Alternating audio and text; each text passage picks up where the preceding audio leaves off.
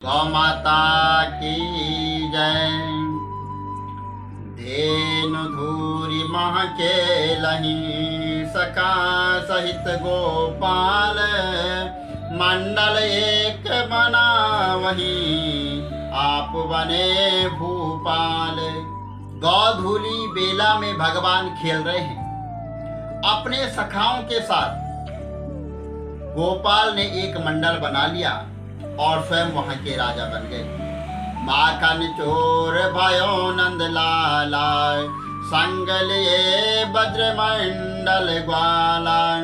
सेवत मूल्यवान जो होई, ताई चुराई चोर पति सोई। अब भगवान श्री कृष्ण माखन चोर बन गए। वज्रमंडल में ग्वालों को साथ लेकर चलते हैं। जो सबसे ज्यादा मूल्यवान हो उसे जो चुराए वही चोर का मालिक हो सकता है। माखन दुर्लभ बड़ संसारा, जानि मरम प्रभु करहि प्रचार। वज्र गोपी घर आए कनाई, लैलवनीत भाग्य नित्य आई। संसार में मक्खन ही बड़ा दुर्लभ पदार्थ है। इस रहस्य को जानकर भगवान प्रचार करते हैं और वज्र गोपियों के घर जाकर माखन चुराते हैं और वहां से भाग जाते हैं। ग्वाल गली सब धूम मचाई, माखन खावत आनो भाई। आप खाए संग सखा खिलाई, बानर चंचल देव बनाई। सब ग्वालों में गलियों में धूम मचा दी है और कन्हैया बुला बुला कर कहते आओ भैया सब आकर मक्खन खाओ। अपने आप खाते हैं और सारे सखाओं को खिलाते हैं। बिना मक्खन के चंचल वानर बने देवताओं को मक्खन खिलाकर पुनः देवता बन रहे। बिन माखन सुर होई वानर, महिमा धेनु गाय निशिनावन। नहीं कोई जतन भक्ति नर पायो, गोपी भाव स्वरूप लकायो। माखन मिले बिना देवता वानर बन गए थे। उनको पुनः देवता बनाते हुए गौ माता की महिमा का भगवान दिन रात गुणगान कर रहे हैं। माखन खाने से शरीर में स्फूर्ति बढ़ती है और मन की चंचलता समाप्त हो जाती है। गोपी भाव प्राप्त किए बिना भक्ति पाने का कोई दूसरा साधन नहीं है। गोपी भाव के लिए गौ गाय का दूध, दही, छाछ और गौमूत्र पीने से गोपी भाव मिलता है। सुख सका जदोषम मन करे धेनु गुणगान, जे दर्शन पावई नर तिनको अति कल्याण। सखाओं के साथ यदुवंश मणि भगवान श्री कृष्ण गौ माता का गुणगान करते हैं। जो गौ माता का दर्शन भी कर लेता है उसका अति कल्याण हो जाता है। एक बार सब सखा बुलाई, निज निज रुचि सब कयो सुनाई। मधुमंगल बोलो एक सपना, माखन तृप्ति होई रचु चरना। एक बार सारे सखाओं को बुलाया और कहा कि तुम लोग अपनी अपनी रुचि बताओ। मधु मंगल ने एक सपना सुनाया और कहा कि माखन खाकर तृप्त होने के लिए एक रचना करो। सीता इंद्र जटा स्वप्न सुनायो, ताको स्वप्न सत्य हो जायो। सीता सुत धरनी की होई, जय कारण गौ जान्यो सोई। सीता जी को त्रिजटा ने एक सपना सुनाया कि बंदर ने लंका जला दी है और उसका सपना सत्य हो गया है। सीता जी धरती की बेटी है, इसलिए सीता को गौ के रूप में जाना जाता है। जनक सुता लंका करिवासा, धेनु रूप तृणरा क्यों आसा। माधव कहा जो गौ अनुकूला, ताको रहो न कुछ प्रतिकूला। जनक सुता सीता जब लंका में रहती थी तो गौ की तरह तृण से जीवन चलाती थी। माधव ने कहा कि यदि गाय अनुकूल है तो उसके लिए कुछ भी प्रतिकूल नहीं है। इनकी कृपा असुर हम मारे, सदा धेनु हो बलिहारे। सती रूपनी जहाँ नाही, ते घर सपन्यों हरि नहीं जाई।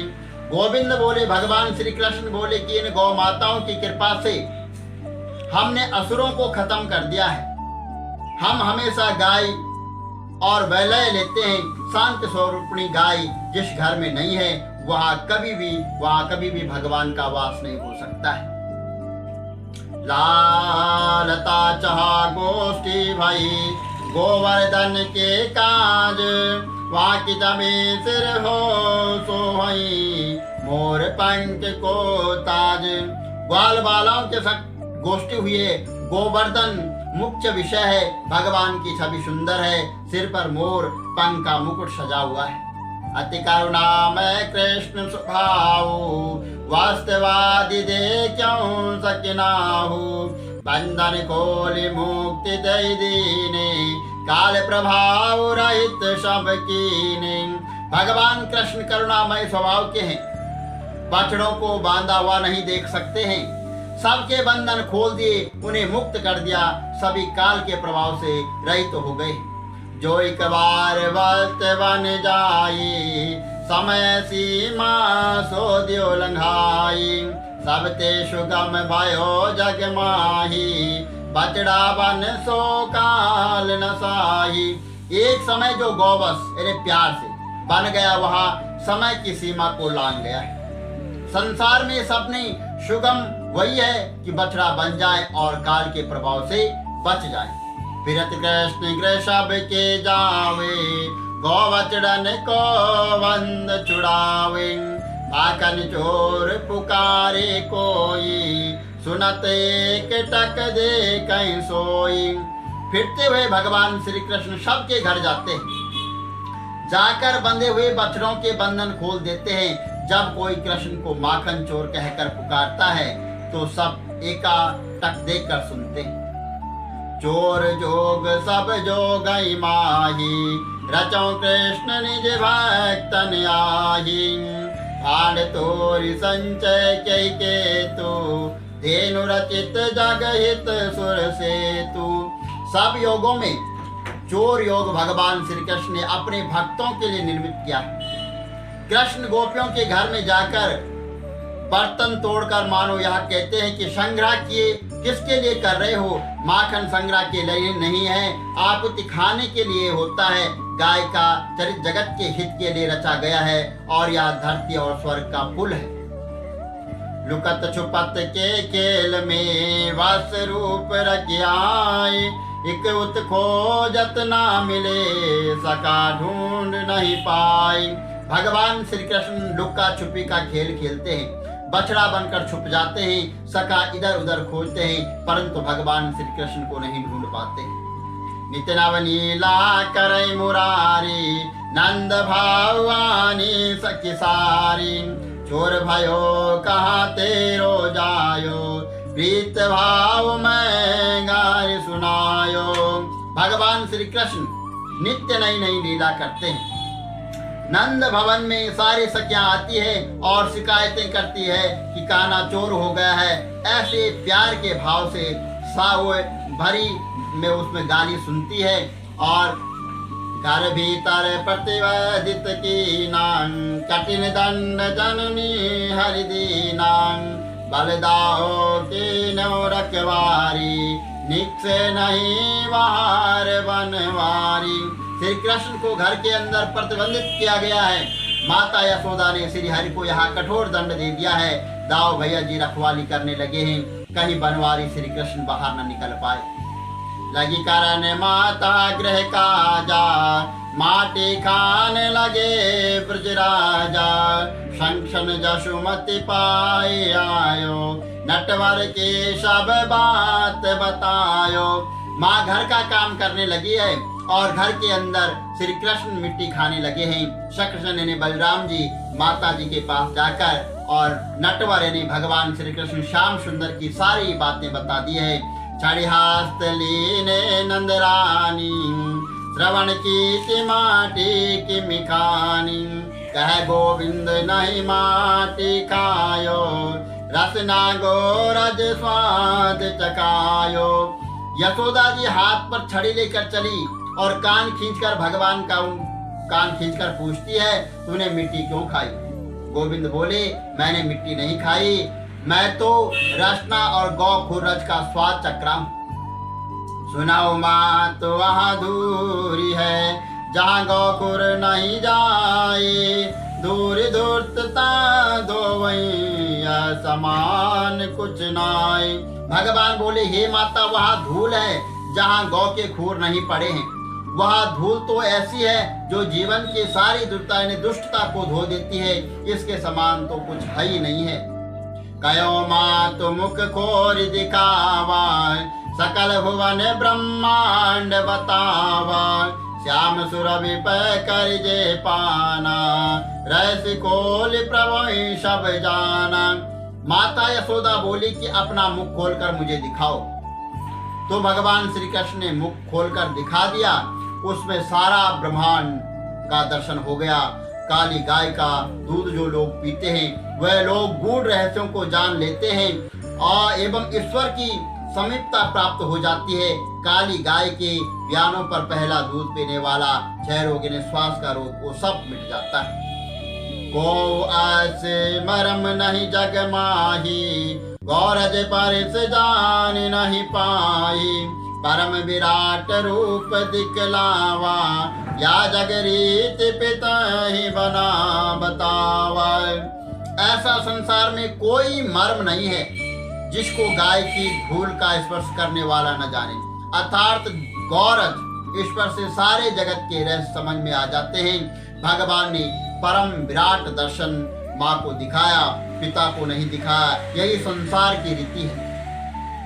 देखे रूप अति विस्मयकारी, गद गद गिरा नयन भवबारी, इतनी समझ नहीं प्रभु मोही, जान सकूं जो निज मति होई।